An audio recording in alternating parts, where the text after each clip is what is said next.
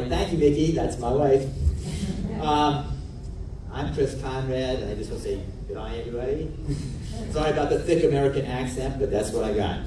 So it's going to take me a moment here to shift over to this, but while I'm doing that, I thought somebody else is talking. People want to stand up and stretch for a second here. This might be a good time. Once I start talking, we're going to be running gangbusters.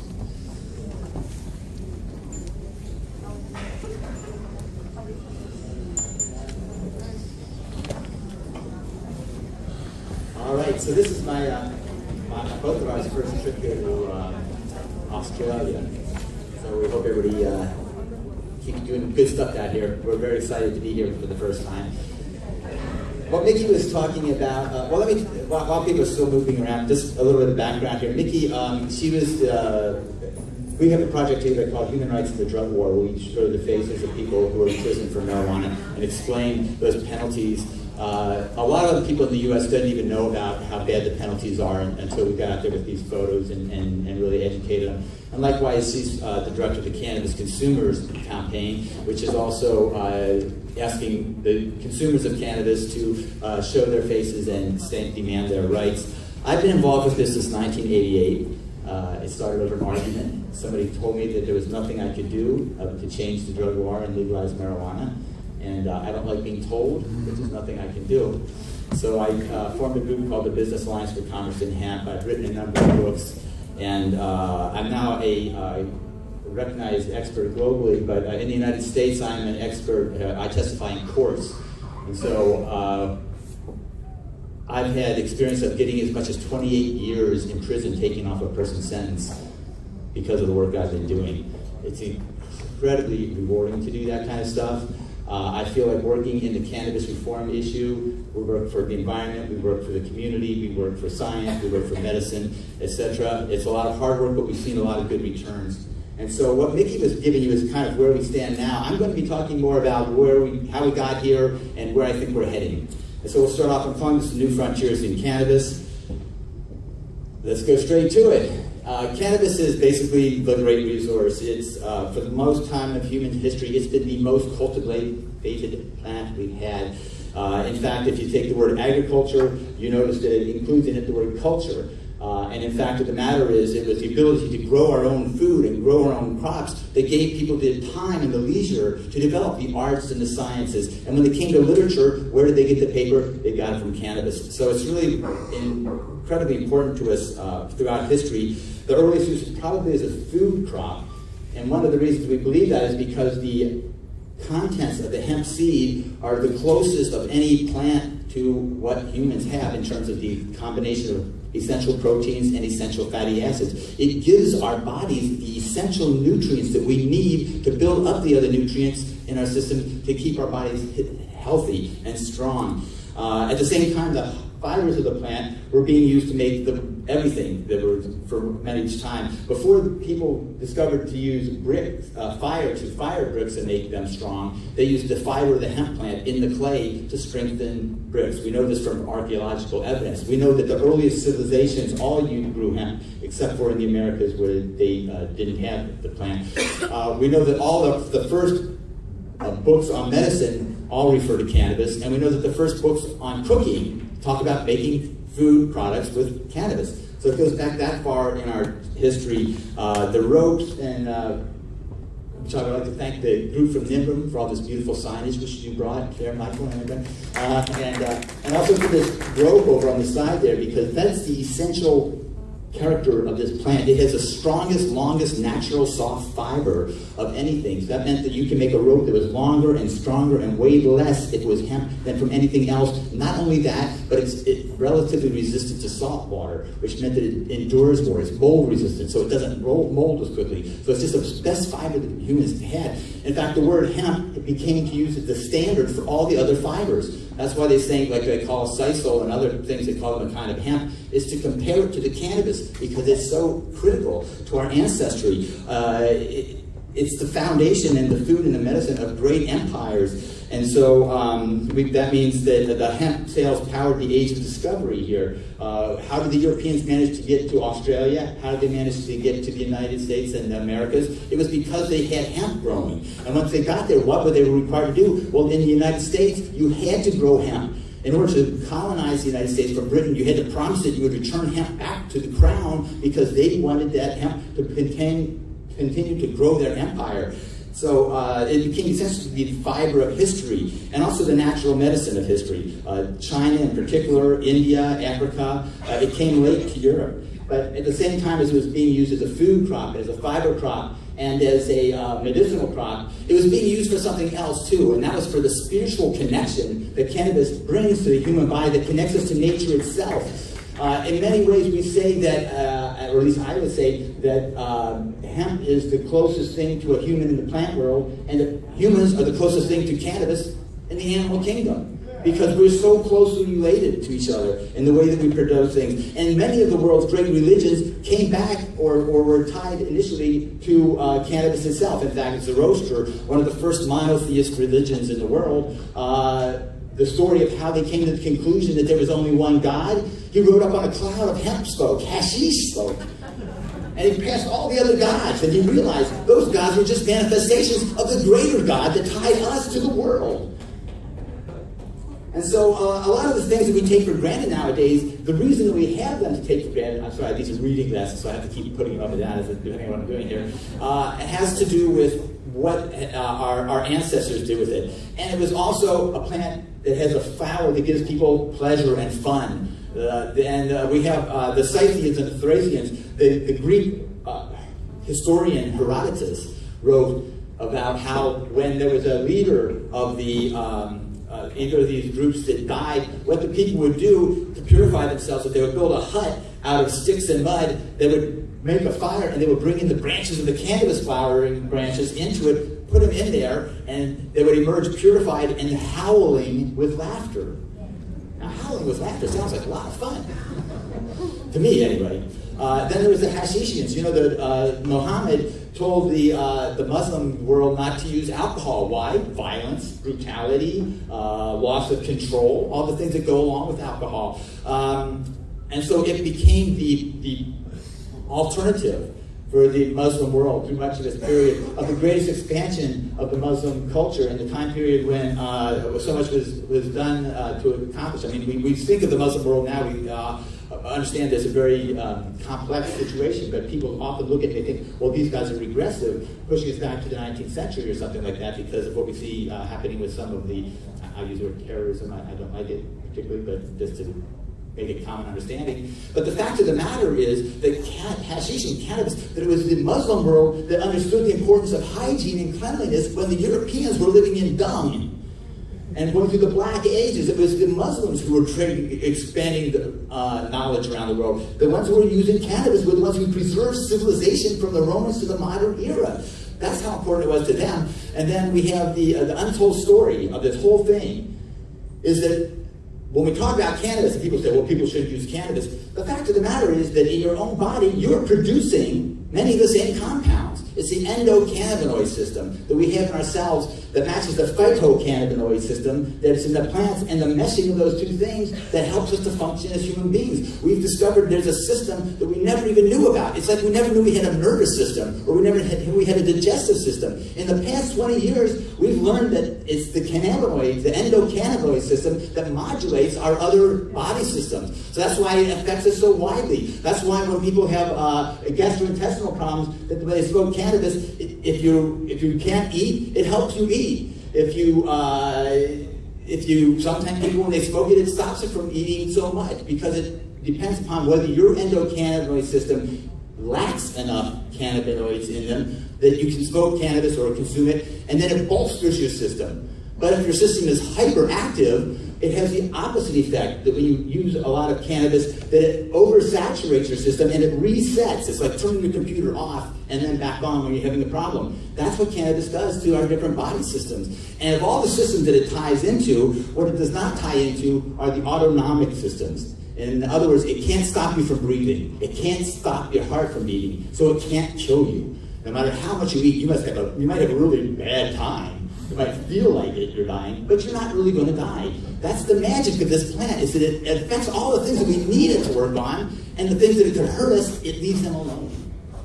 And so there's just nothing else comparable to it.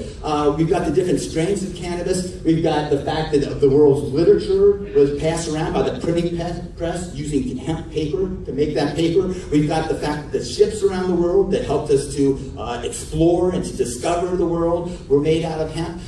We've got a picture of a Scythian there is from a Roman mural to show you how far back this goes. These guys developed the tool for cutting the hemp fields down and processing them. The ships that the British brought, the boats, all of those things are tied together. And so you say, now how can a plant that is so much like people, that is so critical to our livelihood and to our existence, how did that get demonized? And the answer to that is that in the 19th century, humanity took on a great experiment. In fact, two great experiments. The first experiment was, instead of using nature's products, let's make synthetic products. Instead of using the things that nature has given us, let's do something different. Now I'll give you, for example, up until the 19th century, most of the power provided was by people, by animals, and by hemp.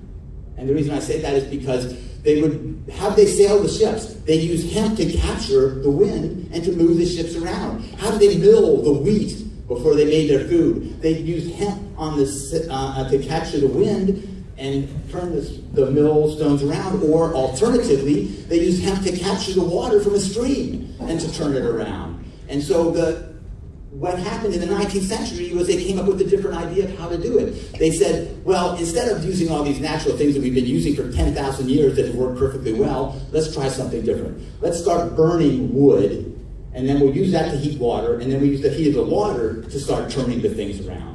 And the idea that the humans came up with is, the more we burn, the more power we have, the more we can do. And so what we've seen has happened is they've burned up our atmosphere. They've contaminated our atmosphere through this process. And then the other thing, well, instead of making paper out of hemp, let's find another way of making paper. Oh, I know, let's cut down the forest and take the trees and mix them with sulfuric acid and turn into paper that way. And so what have we done? We destroyed our forests. And we poisoned our rivers. And we poisoned our air. And we've got 150 years of this relentless attack on the very planet which we need to survive.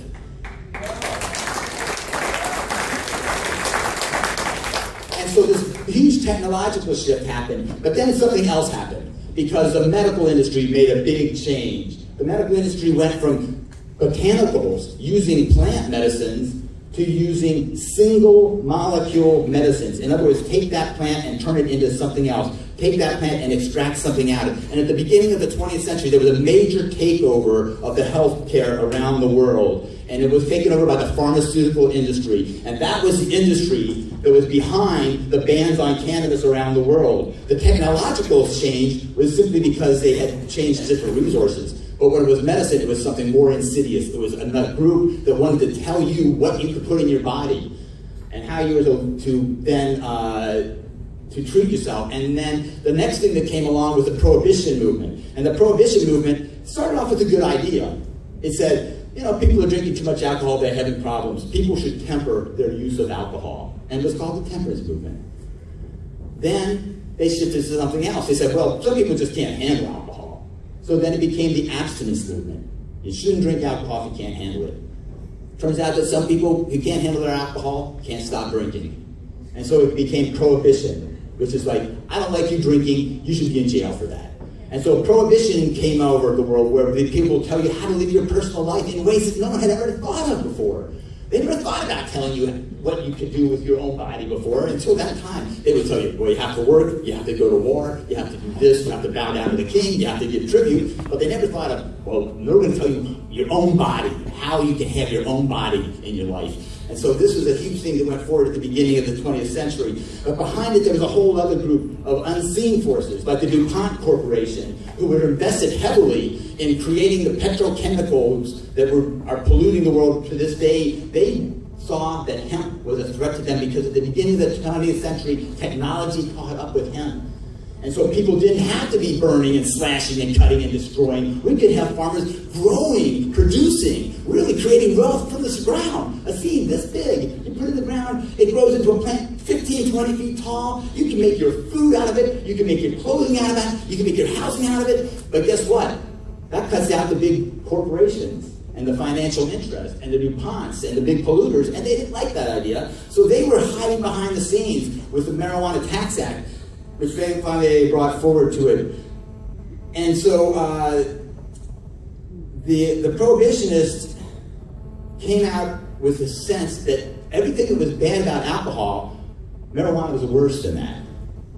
And then this main story that they used was the story of a guy in Florida who killed somebody, his family, with an axe. Or he may not have, by the way. He never went to trial for that. But they said he killed his family with an axe. And so then they said, well, how did that happen? 6 months earlier, someone said he had smoked marijuana.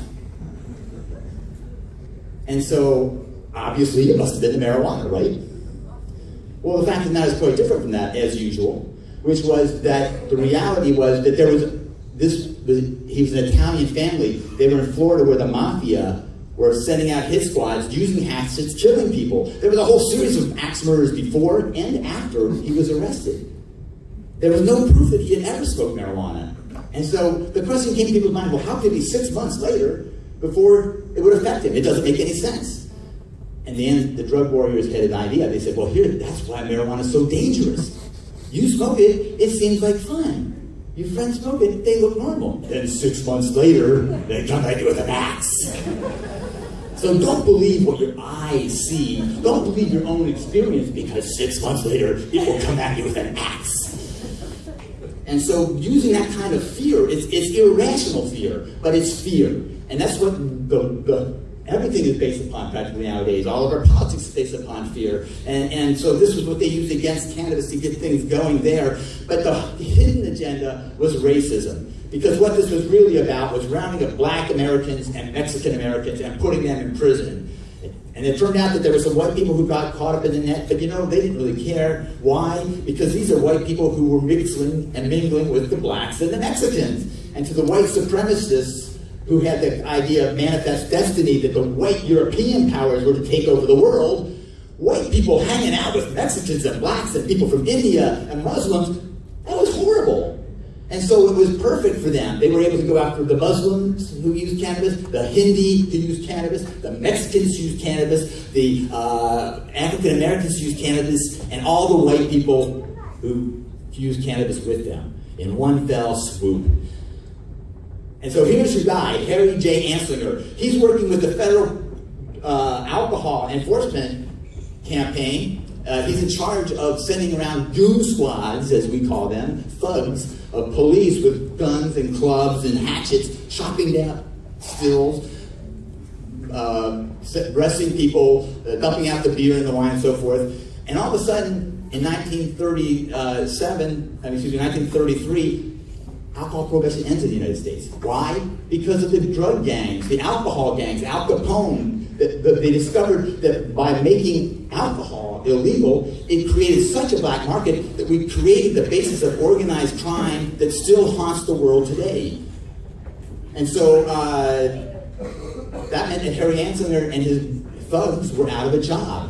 And so he became the cheerleader. Let's get another thing. So they decided to create the drug war against cannabis. And all these forces I just mentioned before all coalesced around this one idea. And the next thing they did was they used total ignorance about how they were able to bring it forward. For example, the Department of Agriculture knew perfectly well that growing industrial hemp does not lead to moral depravity and violence, but they were not allowed to testify at the hearings.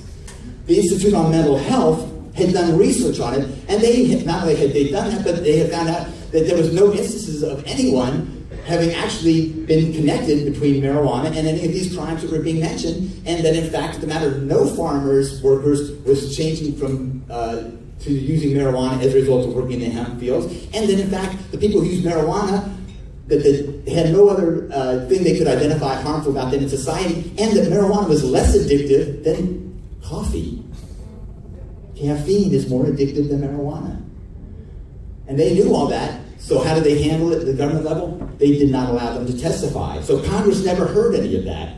Instead of that, Congress heard the lies and so forth. But beyond that even, the British government had done a major study in the 1890s in India and had shown that making cannabis illegal would probably cause many more problems because it would increase people's use of alcohol. It would subvert their culture. It would create stigmas that did not then exist. And so the other group was that the United States government itself had been concerned because when we went into Panama, the first time we kind of invaded Panama and made the Panama Canal, American soldiers started smoking marijuana. And so what was the question was, well, is that going to affect our armed forces? Is that going to take away their motivation? And they found out, no, it didn't. So the government had done its own study to prove that marijuana was safe. Congress was not told about any of these studies. Congress was told, we know nothing about it. They said it's a new thing. They had never heard of it before. And one of the questions that the congressman said is, how come if this is such a dangerous drug, how come until 2 years ago I never even heard the word marijuana? And they were told, that's how dangerous it is. In 2 years, it went from not being a problem at all to being the #1 threat to America. And the Americans don't like to feel like they're threatened, so it worked out pretty well. But soon after, that's the other thing is, that the seed industry, the textile industry, the farming industry, all testified that cannabis was important to them because of all these industrial uses I mentioned earlier, that this is a long-standing tradition for America. The American Medical Association came in and said that we know it's a medicine. It's in 100 different medications. There have been on more than 100 scientific papers published in it by the 1930s. And they, by making it illegal, they said that it would make it so that we would lose access to perhaps one of the most important medicines we'll ever know. If we stop working on it now, we'll never know how valuable it is. And the other thing that they said is, and by the way, marijuana is a lie. Because there is no such thing as marijuana. The plant is called cannabis.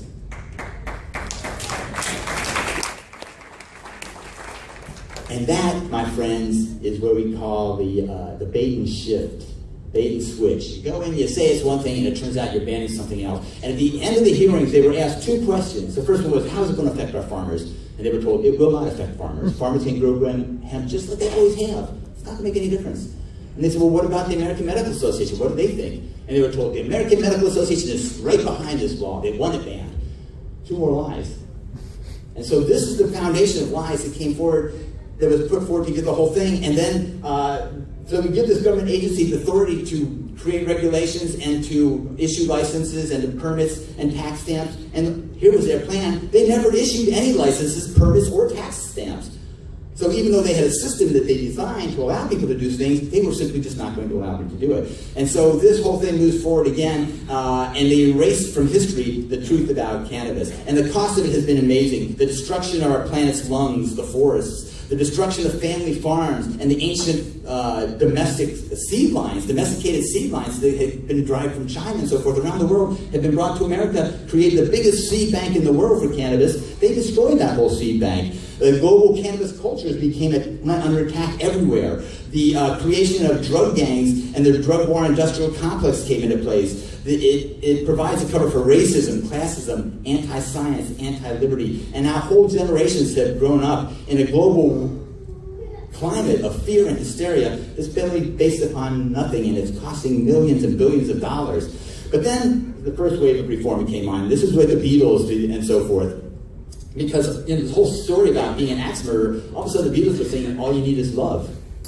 Give peace a chance. And this smoking marijuana, you know. I know that John Lennon wrote Give a Peace a Chance after the Beatles. You can't, people I just don't let you know. But so anyway, and then Timothy Leary actually sued the United States government and got the Marijuana Tax Act rule unconstitutional. And then a group called National Organization for the Reform of Marijuana Laws came into place. And then there were scientific commissions put out. The British had the Wooten Commission. The Canadians put out the Ledane Commission. The United States had the Schaefer Commission. They all came to the same conclusion. Marijuana should not be illegal.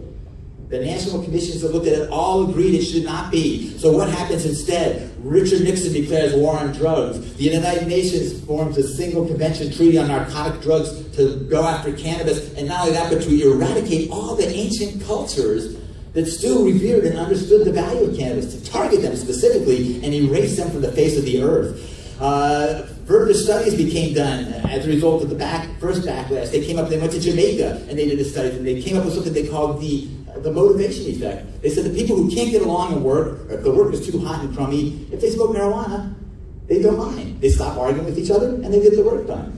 So then, the other thing was in Costa Rica that they found that all these great benefits, families being held together by this experience of cannabis, no negative social effect from cannabis at all.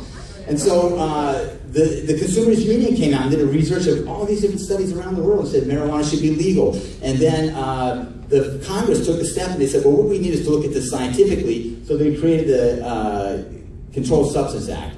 But then they formed a group called NIDA to come along with it. And so the idea with NIDA was that, yeah, you can research marijuana, but you're only allowed to look at negative results. If you find any positive benefits, you are not allowed to tell anyone. And this is still the policy of the United States government's only institution that's authorized to study marijuana, is that they are not allowed to say anything positive about it. So is that science?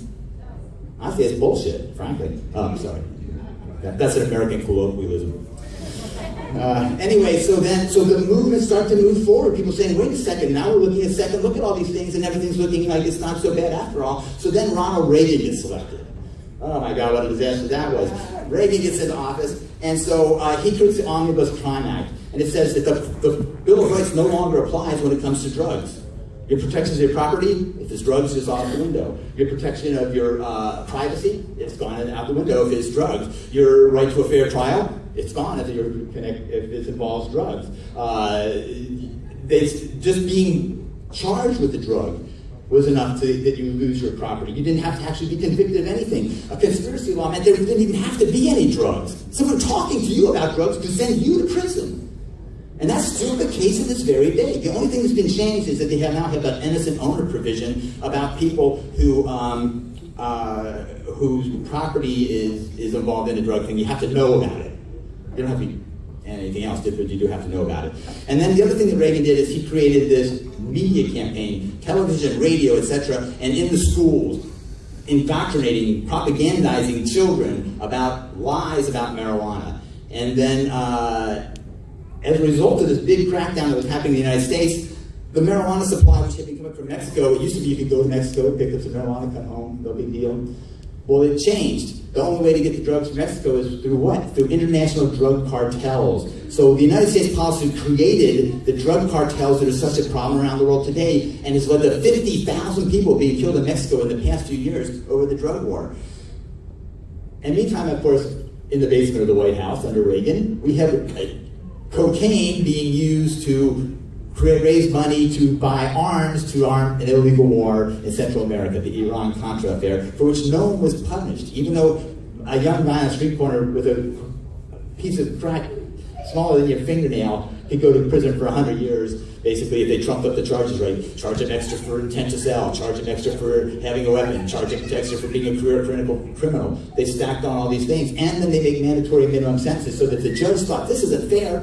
It didn't matter. He couldn't do anything about it. And so anyway, and then the next wave of the reform, and it kind of started in when I was at the very vanguard of it. I formed a group called the Business Alliance for Commerce in Hemp. And we decided to look at 3 different things: industrial hemp, medical marijuana, and adult personal use. And we found that it was actually very fertile because there was an environmental movement that was looking for what are we doing about all the toxic pollution around the world. And then when we said, well, look at hemp. At first we thought, hey, you're crazy, that's the nonsense, I never heard of any such a thing. But every time that we said, why don't you try hemp for paper and see how it works? Why don't you try hemp for something else? Try hemp for textile. And they kept finding it was better than what they had thought before, and especially when it came to the food. When we said, well, why don't we look at hemp foods? Nobody even knew how useful it was. But soon, the scientists didn't really set it forward, though, was the AIDS epidemic. Because this was a disease that did not have a cure, but it had a treatment. And the treatment was that if you used cannabis, you felt better, you lived longer, you ate better, your strength came back, you slept better, you were less depressed, your life was better. And this was a group that the United States government under Reagan had said, we are not going to help you because we think you are sinners. Y'all, you're having gay sex or something like that. This is God punishing you. And so when the AIDS community found out about marijuana, they didn't say, well, what will the government do? Because the government had already told them, go die. And so they stood up and they said, we're going to create our own network of support. We're going to tell our own stories about how it helped us. And so it was actually the AIDS situation that led to the return of this plant, which our ancestors, everywhere they went, they saw fields and fields of hemp. And many children today have never seen a plant. Never seen a plant. People lived their whole life and never seen a plant that was the most common fixture in society until that point. And so then, so we looked at the different things that happened in the years that intervened with that. And the claims about racial tolerance, that marijuana, people who smoke marijuana are not as racist and they can enjoy music and stuff better, those turned out to be true. But everything else was wrong. They said men grow breasts, they said that women become lesbians, that people lose their motivation. They took the study that was done that showed that marijuana smokers were more motivated, and they invented something called the amotivation syndrome, which no evidence at all supported. And so they took the opposite of the science and they used the same word to say it was not true. And so then they did the drug testing, and they said, well, if you're a good worker, we'll fire you if you're using drugs. But if you're not a good worker, we'll keep you. And of course, well, that hasn't worked out that well. But in the meantime, the pressure of this has led to other groups. And now these guys are before drug testing got very fixed. But you have the founders of Apple and Microsoft corporations, two of the biggest companies in the world right now, both pot smokers. So don't bother hiring me. I'll make my own business. I'll take over the world with my own technology. You know, this is where cannabis went to the next level on this whole thing. And all this claims of being a gateway drug. It turns out, in fact, it's a stepping off drug that addicts can use marijuana to get off of hard drugs. Driving danger, lung cancer, teenage drug use going up. Kids being affected by it, criminal behavior, violence, mental illness, social collapse, all these different claims that were put out there eventually started being tested. And the way that it happened was that the fear of marijuana was great in America, but the fear of dying of cancer or AIDS without having the benefit of marijuana was stronger than that. And in California in 1996, we passed the first medical marijuana laws. And so 8 states by 2000 had done it. And so at this point, we saw two things. The colossal failure of the drug war to eliminate drugs. They've gone out there, drug-free world by 1988. Well, guess what? It ain't so. Et cetera, et cetera. So, actually, it was 1998, yeah. Oh, that's right, I just reminded you. The United Nations said that after 1998, there would be no more illegal drugs. So, bear that in mind. This is their policy. They say it's not illegal, or they say it's not drugs. But the United States drug war continues on. They're going after democracy itself. They're saying that people shouldn't be allowed to vote on this stuff.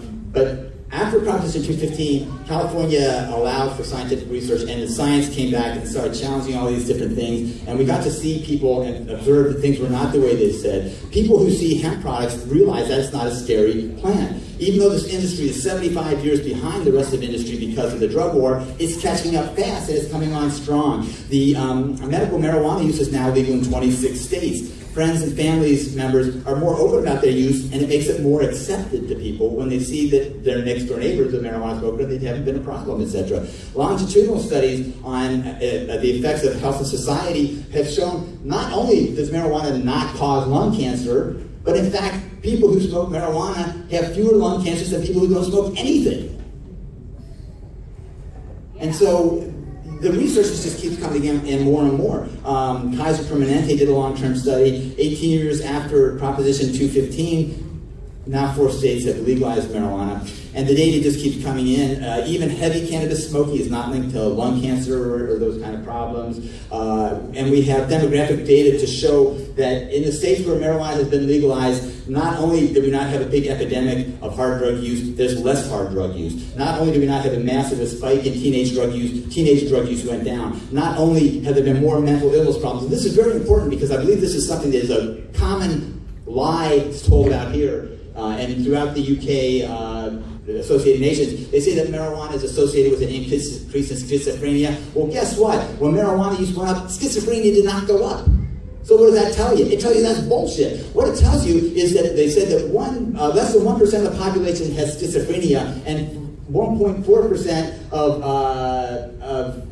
well, amongst marijuana smokers, it's 1.4% that has schizophrenia instead of 1%. So the marijuana is causing that. But the fact of the matter is that what we know is that people with schizophrenia use more of everything. They use more alcohol. They use more caffeine. They use more illegal drugs. And they use more marijuana.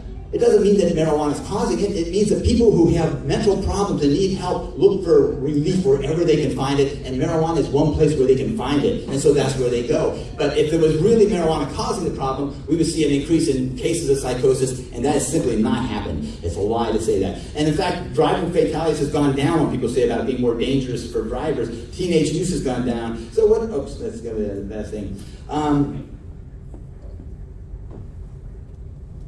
Unexpected discoveries. Anyway, I just wanted to just take a second here from all this passion and look at some pictures. This is the resin from the cannabis flower here, and you see below it is the resin glands. These are the objects that contain the chemicals that make the scientific value to us, and two of the major ones we have are CBN, and I have THCV, although I should have just put THC there. We'll get to THC in a second. But people have now shifted, instead of just smoking cannabis and using it in ways that are psychoactive, to using less unpsychoactive things, such as the juicing and the THC acid, which does not have a psychoactive effect. And so we're looking at that. The whole data is not in yet. But that other item there is some cannabis butter. I just thought y'all should take a little look at that. So let's get to the discoveries. We discovered the modulatory aspect of the endocannabinoid system. We know that cannabis is a neuroprotectant. We know that people who use vaporizers don't have the same, they don't get the smoke compounds. We know this is very important for people with PTSD who have trauma. It helps them to get past that trauma and get their life going on. We found out about the versatility of hemp as a food, an industrial crop, and we're finding out using hemp to remediate the environment by things like getting toxic chemicals out of the soil. The problem with that is that once you put the toxic chemicals into the cannabis, you can't use it for medicine anymore. So you have to keep a clean line between those two things. This is to talk a little bit for a second. I'm anticipating you're going to hear a lot more about the endocannabinoid system, but this is just a way of showing you the way the plant cannabinoids connect to the human cannabinoids and how that all moves forward. And then we have these two different systems. We have the CB1 system where THC attaches, and then we have the CB2 system where cannabidiol or CBD attaches. I said THC is what I meant for CB1. And so you see that it affects your moods, it affects your ability to move, your nervous system, all these things are being affected by it. Meanwhile, the CB2 affects other things, your tissues, like muscle spasms and things like that. And so we're starting to unlock all these things now as a result of the changes that have happened. And so we're at a point where there's huge promises and challenges ahead. As far as hemp is concerned, the major challenges are getting the harvesting equipment, getting the technology together in order for people to produce the products that we need. The other thing is the economics of scale. You know, it takes time to build up an industry, and so we need to do that. Transportation is very expensive. The seed lines have been destroyed. We need to somehow regain those kind of things and bring them back to us. The big problem is, of course, political corruption, and hopefully we can get past that at some point. But so it's still the fastest growing industry in the United States right now. We've got a lot of investors and startup businesses that are getting into it. ArtView Group, one of the more important ones right now. There's conventions and things going on all over for people to come together and learn about these things. People are involved with edibles and non-smokable forms. It's already a multi-billion-dollar industry, and it has a huge demand, so it's easy to move forward with this once we get things out of the law, and it can create tax revenues for things that we need, like cleaning up the environment, jobs, health care, and things like that. And so doctors, one of the problems we have is that doctors don't get any training on medical marijuana, and they're afraid to recommend it. That business investors don't know anything about this plant, and so they're trying to start businesses and they don't know what they're doing, and so a lot of the businesses have a hard time succeeding. We have all these people whose lives have been messed up by police arrests and things like that. We need to find a way to get them back into society. People are using solvent extracts, and that's a bane and a benefit. It's really valuable for people who need it for medical purposes, but it also, it's so strong that some people can just get knocked over by one hit of it or something like that. And so we're not exactly sure how to modulate it and try it as well at this point, although we're learning. The other thing is it's an easy bust for cops. They don't want to change the law, not so much because they think marijuana is a problem, but because if you want to get high up in the police hierarchy, the more people you arrest, the easier it is. And so marijuana smokers are easy to arrest. You can smell it on them. You know, not many criminals, not many crimes where you can smell whether they're somebody you can arrest or not. And then there's this enduring social stigma that goes along with it. Hi there, fan. That's a female flower. Looking ahead, hemp housing has enormous market potential. I think it's probably the most critical thing of all, because hemp not only is it something where you don't need to have all the technology to produce hemp housing, you can do it fairly easily with just the raw material and some lime and calcium and so forth, but in addition to that, it's more insulative, it's lighter weight, it's mold resistant, it's insect resistant, it's got huge amounts of benefits, and you can make it into like press boards, so you can have construction, weight-bearing materials, or you can have the concrete-like material of hempcrete. And so, and then for using it in the higher things, like when they're using it in auto bodies and stuff, one of the reasons for that is because when they use fiberglass, if there's a car accident, that the shards of glass in all of the body of the car, that people get sliced to ribbons, but if it's hemp fiber, it's a soft fiber, it's not glass. And so people don't get injured as seriously in a car that's made of hemp. Plus it's a lighter weight, so it doesn't use as much fuel. Hemp and the seed market has the fastest market potential, because once you grow the seed, you can use it in the nut form, or which is the seed itself with the hull removed, or you can use it in the oil form. And as an oil, you can do tremendous things with it. You can skincare lotions, hygienic products, treatments for wood and leather, fuel for cars. You know, it's very easy to turn it into something else that you want to do. And so looking ahead, we're talking about things like the increased interest in raw cannabis and juicing, the cannabinoids in acid form, cannabinoid profiling of the plant, but they also the cannabinoid profiling of the people. It's like once we understand our endocannabinoid system, then we'll know better what kinds and what forms of phytocannabinoids a person needs to get their life back into order and to restore their health to where it's supposed to be. There's a lot of ancillary industries like making equipment, consulting with people, and y'all who are probably more knowledgeable than most people, this is a field you might want to look into, is other people are looking for this knowledge that you gain by coming to events like this and working with people here and so forth. There's also a cannabis product development, transportation, marketing, processing, stock markets, all sorts of things that come from that. There's the possibility of cannabis tourism, health resorts, smoking lounges, and then there's cantheism, which is my word for people who use cannabis for their religious and spiritual purposes, of just feeling the connection back to this planet, because if we keep detaching ourselves from the planet's going to stop supporting us. And I don't think any of us can afford that. So with that, I say thank you so much for your time. Thank you for sponsoring this. And, I have this book, Cannabis Growth and Dosage, but this really important thing that you probably have never heard of is the American Herbal Pharmacopoeia, is this organization of botanical medicines that is challenging the grip that the pharmaceutical industry has taken over our medical healthcare system. And since we're talking about medical marijuana, I think this is something we all need to know, is that this organization has given us the tool that we need to really move forward quickly on that. I suggest you all go online, look it up, American Herbal Pharmacopoeia. Thanks again, everybody.